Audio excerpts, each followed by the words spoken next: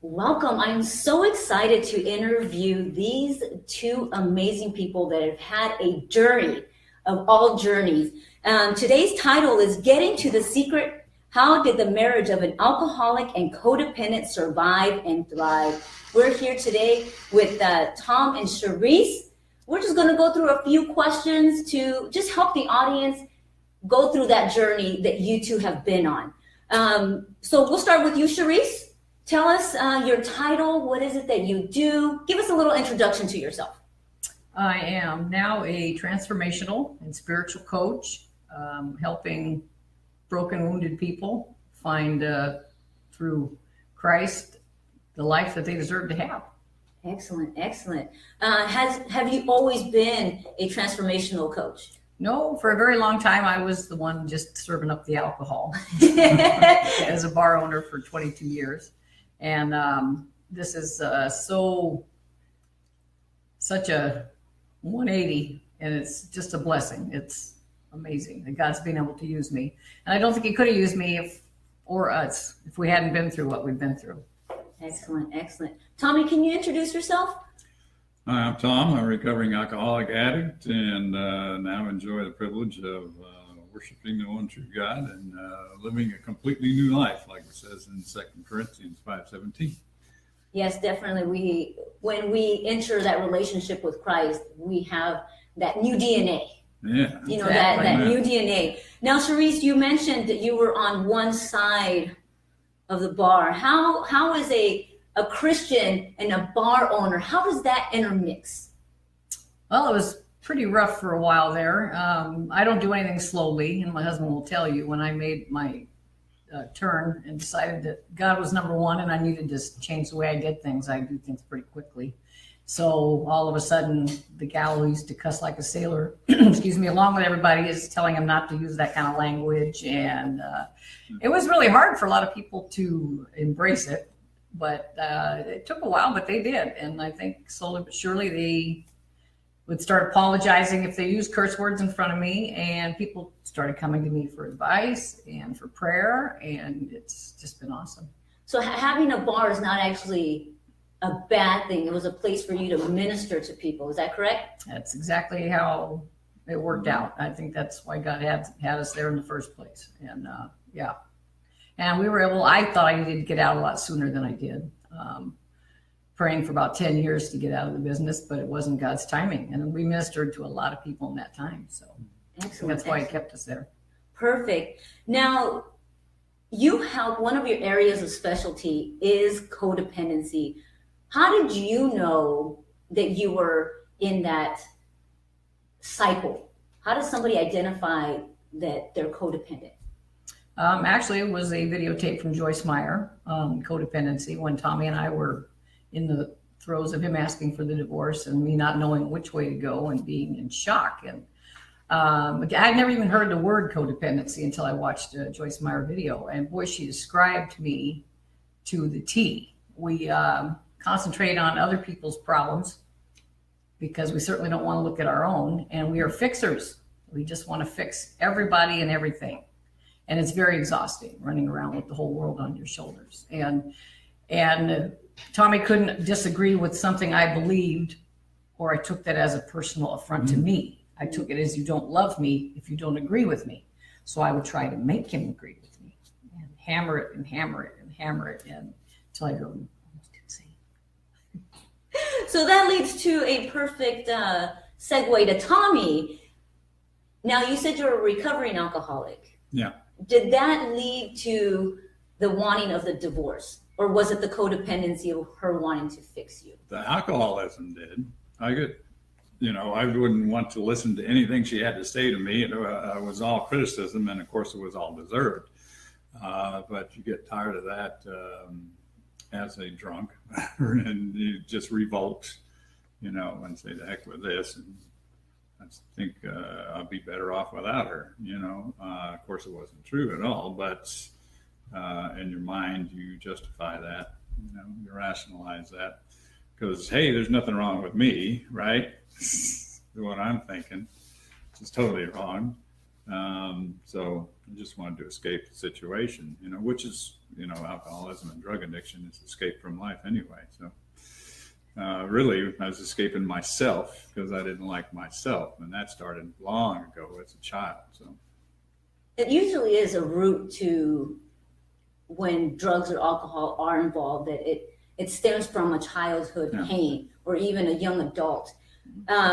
Being that you and your wife Cherise were bar owners, how did that help your alcoholism? Like, what? Tell us a little bit about that. It was like adding fuel to the fire, because I had ready access anytime. And it's like you think it's free. Of course, it's not. It's an expense that you're adding to for the business, but by detracting from sales. But we had a customer that used to come every day, and he told me, he said, "Tom, you're like a kid in a candy shop, because I'd be back there just deciding what I was going to drink next." But definitely, it was a 37-year process of my alcoholism progressing. And I think we just put it on hydro blast. Yes, when I bought the it bar. went into overdrive. That was the thing that put it into overdrive at that time. And it was stupid on my part. But I think it was part of God's plan. He had a plan all the way from before we were conceived, and that was a rung on the ladder, a path, a step on the path. Well, it definitely is, because when we go through life's journeys, I always see it as we never go through it for ourselves. We go through it for someone who's behind us to know that there is a way. I believe so too. That there is a way. What was that way for both of you? What was the answer? God was the answer. And for me, I had grown up as a Christian, but it was one of those where my mom took me to church every Sunday, but wasn't really living the life. So I didn't have great examples and a lot of dysfunction, but I had given my heart to Christ at 9. So he was in there, and I would talk to him all the time when things were bad, reach out. How do you expect me to get through this? And, but Al-Anon was a big help, because they said you need to reach for they don't use God, they use higher power, and everybody decides who their higher power is. But I knew mine was God. And as soon as I embraced God, and he actually told me pretty clearly that he would save my marriage if I leave my husband in his hands. It just took me 4 years to actually do it, because I kept trying to fix him. I kept still trying to help God fix my husband. And I would do things like leave a book open with Joyce Meyer and underline the stuff and leave it right there where he could read it. And he wasn't. And I would shine it, turn the other way. I knew what you were doing. Yeah. I didn't want to see it or hear it. Yeah. So he called me Joyce Jr. Probably Joyce Jr. 2 years. Yeah. Got tired of hearing it. So I just had to shut up and leave him to God. And that takes a lot of patience, on both of your parts. You shunning what she was trying to force feed you. What was the thoughts that you had in your mind? Because wives, we think we're doing the best for husbands when we put out material that way. So what would be a great way for a wife who has a husband, or vice versa, giving that information? What is the best way to give? You can't feed it to someone who doesn't want to eat it. And the scripture says that whether it's the wife or the husband, with a person who's contrary in the household, particularly a spouse, to just keep living right, to just set a good example, to just keep praying, because we can't force anybody to do anything, but in the long run, her behavior, her changes that she was making, and her ceasing her trying to change me, but a lot of it, and the complaining and the haranguing, whatever. Once that whole thing changed, and then it was like the Holy Spirit was free to operate a change in me, to where I was ready to surrender, and turn it over to my higher power, which is Jesus Christ. But So what makes alcoholism a disease for someone who's not in that circle like myself? Well, we have no control over it. If I pick up a drink, then I know I can't control when I stop. There is no stop till I fall down, pass out, get arrested, go to prison, go to the hospital, whatever. That's it. It's total lack of control. There's some genetic influence. Both my parents were alcoholics, at least one of my grandparents. And there's also, environmental and there's tendencies, sociological tendencies and things. But, I was definitely prone to addiction. I had an addictive personality. And the fact that whatever went on in my very young life, that I ended up not liking myself at all. I just couldn't stand myself. Once I found out that I could numb that feeling, I went for it full bore, 37 years straight. And, that has a toll, and not just on me, but on the family too. But the thing is, they masks the I hate myself with cocky. Yeah. I'm the man. So I don't know that he's hating himself. So. Yeah. I didn't know that. When I finally learned that through us talking and going to recovery together and whatever, that his self-loathing is what was behind all the behavior. It was a real wake-up call for me, because I thought, you're just treating me like crap because you think you're all that. And no, he didn't even like himself. He hated himself. He didn't like looking in the mirror. And I think for the codependent, once you understand that, it helps you to take it a little easier on the person. And the crazy thing is, the codependent most of the time usually is lacking a little self-esteem too. And that causes us we don't accept ourselves for who we are. It's all about what we can do for people is where we get all our worth and value. That's where I got all my worth and value. Running the bar, the better it was doing, the better I felt about myself.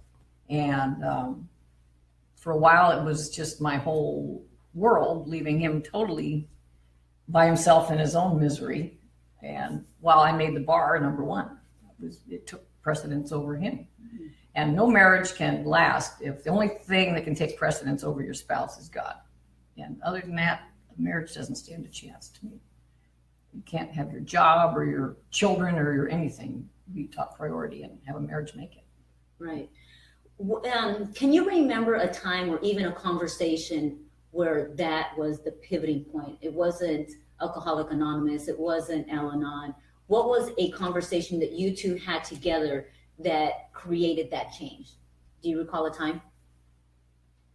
We didn't really do it together. No, no. But for me, it was a different time than it was for him. For him, it was a couple of mailboxes. Yeah, I pulled into the driveway here and knocked down the fence and knocked over the mailboxes and came in and made a call to somebody that I knew in Alcoholics Anonymous, and then they gave me a place to call a recovery center, a rehab. And so that was my moment of surrender, was I'm tired of this stuff. That was not the first time that I had an alcohol-related vehicular incident at all. But well, you said it was the kids in the driveway. They talk about, when I went through the fence, there were the neighbor's little children just on the other side. And so I'm sure that was God telling me, okay, it's time. Because a couple of feet over, and I would have run them over. So, yeah, that was my moment of surrender. They say you hit bottom when you stop digging, and I was digging away madly, with a backhoe and an excavator and whatever. But that was when I hit bottom, and so I had to stop digging. But it took me 37 years. I was 53 years old. So it's never too late. No, it's never too late. Never too late. So what advice would you give someone who is still digging for them? I know that you said that nobody can tell you anything, but sometimes we need to hear that voice of reason. I would say pray. I knew my higher power even while I was a drunk. We went to church when I was a little kid, and then there was a big, long gap of me not being spiritual at all, but I still believed in God, and I would pray. And while I was driving around drunk all the time, I would pray, "Dear Lord, please make sure that cop doesn't pull me over. I never got Please make sure I don't go to jail." And that itself was a miracle. And my prayers were answered, because I should have gone to jail a million times. You know, I Yeah. wrecked more than one vehicle, rolled cars, was in ditches, hit trees. He had a guardian angel looking after me. Slid his motorcycle under a lady's car. Slid my Harley under a lady's car in Dale, and CHP came, and I didn't even get arrested for that when I tested drunk. He just had me have the bike towed home, and that nowadays, that is a miracle right there. Yes. So he's definitely looking out for me, and I'm not saying pray and expect God to save you from getting arrested if you're drinking, but no, that's definitely not the message. Prayer works. If you talk to God from your heart, he hears. And to me, that's the only thing that you ask, what can she say, or what can we talk about, and what's going to get me or an addict to surrender. I think just God is going to show you when it's time, because in addiction, we feel that we cannot surrender. Mm-hmm. We'd like to. We scream out, we beg, we cry to surrender, but we can't. And that's the addiction factor. We just physically cannot. And emotionally and psychologically, and spiritually cannot. But keep praying, and he'll keep listening, and he'll decide when it's time. Plus, he might influence you in ways that you're not aware of, that keep you from having some real catastrophes. And that's grace. Yes. That's grace and mercy Yeah. in a beautiful story. Now, codependency. That involves surrender too, and that's something that was just as tough, I can tell you, because it's surrendering your will to do it yourself and your mouth, mouth has always been my issue. I mean, thank God my husband never got, and I know there are many alcoholics that get physically. I can honestly say if he had ever taken a swing at me, things would have gone a lot differently. You made me want to. I made him want to, and I knew I was doing it. And then it's like you get a power out of it. Yeah. And it's sickening when you think about it later, but you feel so out of control. Your whole life's out of control. In this moment, I've got control of him because he's so mad. He wants to punch me out, but he won't. So we put a lot of holes in a lot of walls. Yeah. And yeah, so for me too, it's also the giving the control. That's what you got to do. I'm not in charge anymore, and keeping my mouth shut. And there would be times when I would just have my face in the pillow, screaming because I wanted to say things that he needed to hear. And God says, he's not going to listen. Shut up. And, and he doesn't do everything at once. I mean, I didn't go from crazy cussing like a sailor bar owner to the person I am today overnight. This has been 15 years and he works at you a little at a time. And I think that's the thing is people are afraid to give your life to God, and he wants you to just give up everything. And that's not how he works. You just, in time, he works on you a little at a time, and you just want more of him, and you want to do more for him. And it's just a natural process. And he doesn't take anybody down that road faster than they're ready to go. He just won't do it. That You're was the absolutely thing. right. That was the thing as an alcoholic, when I was thinking for quite a while about, boy, I really desperately need to change. I really desperately need to get sober. I couldn't imagine what life would be like without drinking. I had a hard time imagining what his it life was would a be real like without fear. drinking. What am I going to do? I'm going to be so bored. But the fact is that, life is very interesting and stimulating without substance abuse. As an addict, we just can't imagine life without it. But it is good. Yeah. So you mentioned about having a fear of not knowing what life was like. And I'm sure both of you had both fear and what would life would be like without being codependent or without the alcoholism playing a big part. So what did you do? Did you create a vision? How did you step out of that fear? So we'll start with Tommy.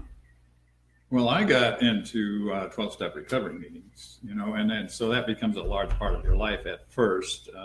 If you have the problem that I had, you need to talk to someone about recovery, hear about recovery on a daily basis at first. He was going like 2 or 3 meetings a day. Yeah, minimum 2 meetings a day, and they were secular recovery meetings, 12-step meetings, and then you meet people who aren't drinking and using anymore, but share some of the same. Yeah, they say change your playmates, your playthings, and your playgrounds. You know, you can't maintain the same pattern of life and expect real change.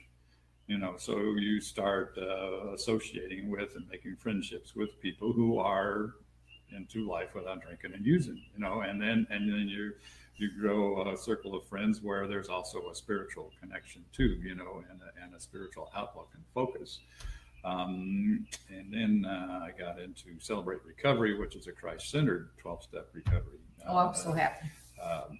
Program and really enjoyed that. Then I really kind of blossomed, you know, and in developing my relationship with the Lord, along with my recovery, I started to become a better person. I'm not saying like more religious or anything. I'm just saying a lot of my fears dissipated, discomfort, you know, phobias, hang-ups, you know. So it was just like one thing at a time. But really the big shift of getting out of that fear was associating with new people. Yeah. Excellent. Cherise, how about you? What fears, how did you come out of that fear of being codependent and wanting to control everything? It too was also a very slow process for me. I a step at a time, get those little things that you pray about in a knowing.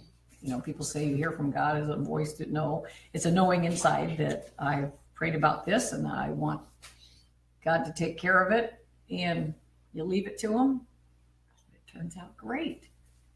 So then you leave something bigger to him and something bigger to him, and it just, you know, your faith grows and you just start expecting the best, and then you start getting better. When he took down the mailboxes, I saw them mowed down and I never suspected him at all. Now the old Cherise would have come screaming into the driveway and go, "What have you done?"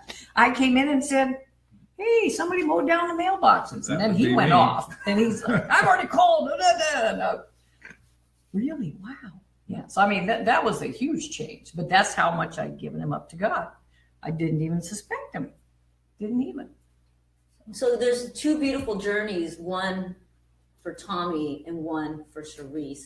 How did then how did you start working on your marriage? Because from what I've been hearing, it's two different individual people living a life.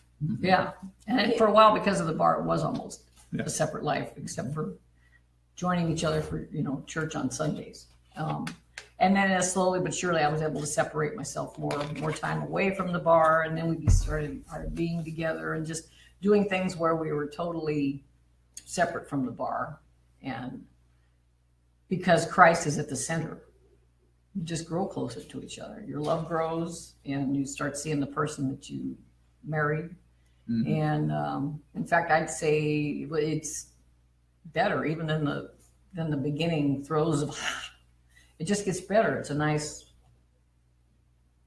comfortable, warm love that without God, it's impossible. We would never be where we're at. He invented the institution of marriage. You know, he gave Adam and Eve as a helper, as a mate, as a complement. You know, two joined together as one. You know, and we're really, as husbands or as men, we're not complete really without a mate, spouse.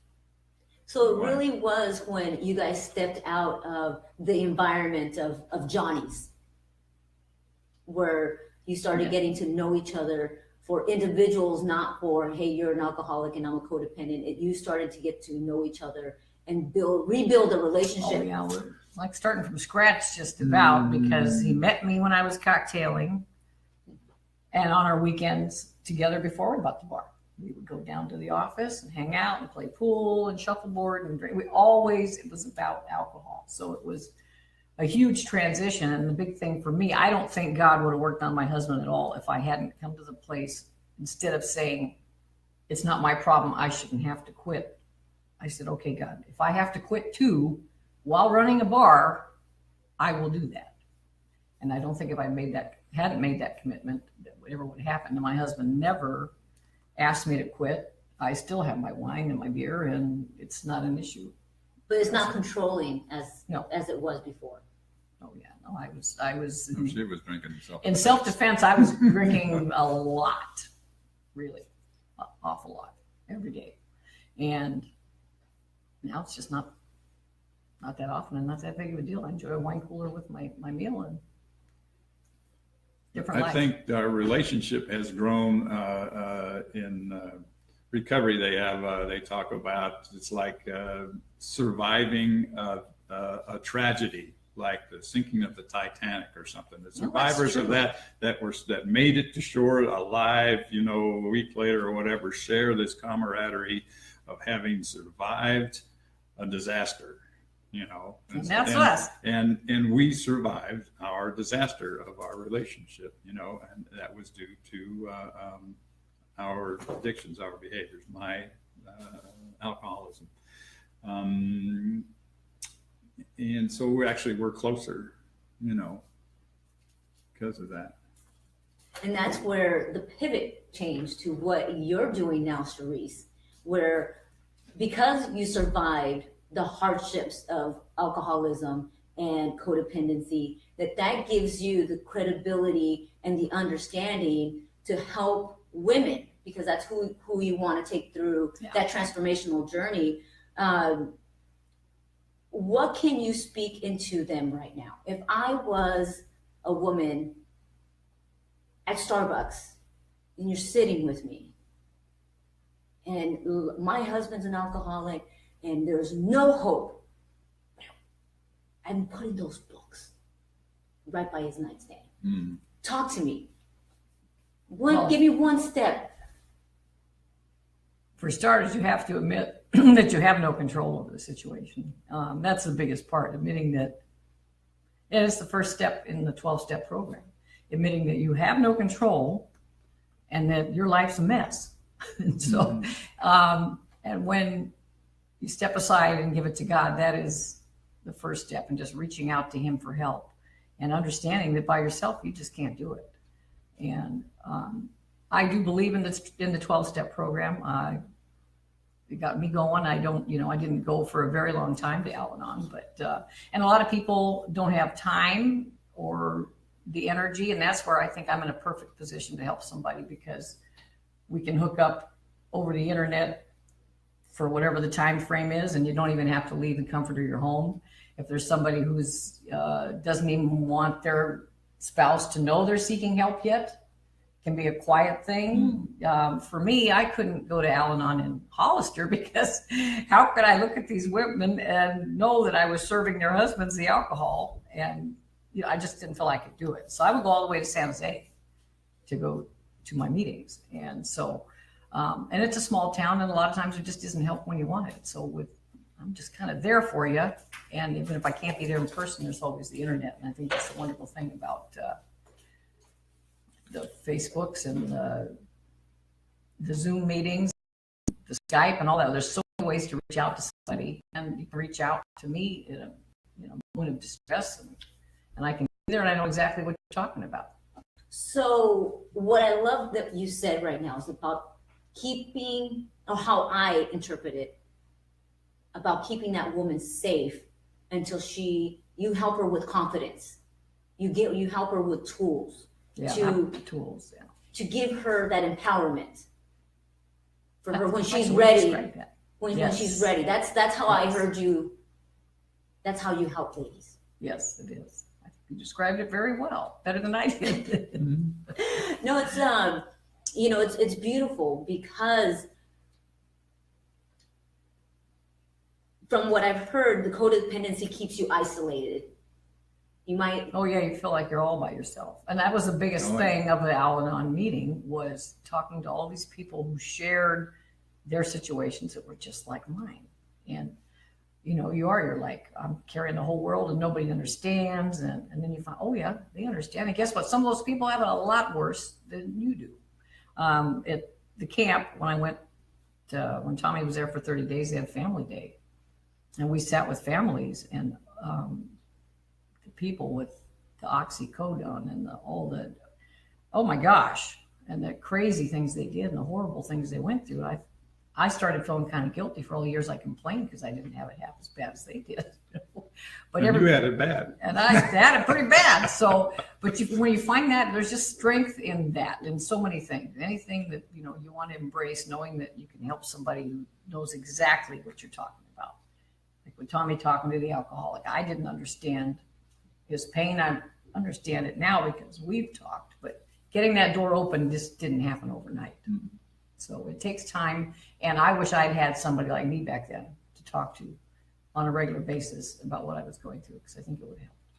Definitely. And when you are reaching out like you are right now to the women saying, hey, I'm here to guide you to avoid pitfalls, that you have someone to talk to. Now, do you have a community online where you encourage and empower those that you meet? I do. I have my Love Notes from the Lord, on Facebook page. And then I also have my Sharice Ann Tyson page, and I share scriptures on my regular page. That's how Love Notes from the Lord started, is I would just share a scripture in the morning, and then all of a sudden people started saying how much it meant to them. So I started sharing some more. There's nothing like standing in your bar and having somebody walk up and tell you how much they enjoyed the scripture you shared. And it would just blow me away. I'd be, you listen to that? So yeah, it's been awesome. It's been phenomenal. Excellent. So what's the next step? Maybe the viewers that are watching, maybe they're not dealing with this, but they know of someone. Let me rephrase this. Where would you lead them for them to get a hold of you? catyson.com is a real easy way for my website. And on my Facebook page, I can be messaged. Like I said, I had Love Notes from the Lord, or Sharice Ann Tyson, or Sharice Tyson. You could tweet me. So I'm out there. There's easy ways to get. I have a Pinterest page where I share a lot of stuff. So social media has been awesome for just getting the word out and finding people that you can help. I'm so excited to get this new chapter of our lives going on. It's very exciting. Excellent. I did fail to mention that you're an author. Oh, my you book have too. Your book. Yes, what's the name of your book? What is the name of your book, and how can they find that book? Because it really does talk about your journey from start to finish. And I meant to have it sitting right here, and I forgot it. It's on the counter in there. But it's called Born Again in a Biker Bar, and it's on Amazon. And it is the story of what we went through. And it's been an awesome pleasure to have people tell me how much it meant to them and how it helped them. I had one gal tell me when she was going through something with her son that she looked and couldn't find her Bible, but she found my book, and it gave her some hope. And that's what it's all about. It's not about selling millions of copies if you can just be helping people. That's what it's about. So. And I believe that's what God's using both of you, is to help people, to show that there is light at the end of the tunnel, that your marriage can thrive, that it can survive, regardless if you are a alcoholic and then turn recovery and a codependent. Any final words that you'd like to share, Tommy, with the audience? Just keep praying. We can't, no matter what our struggle is, we can't do it ourselves, do it alone.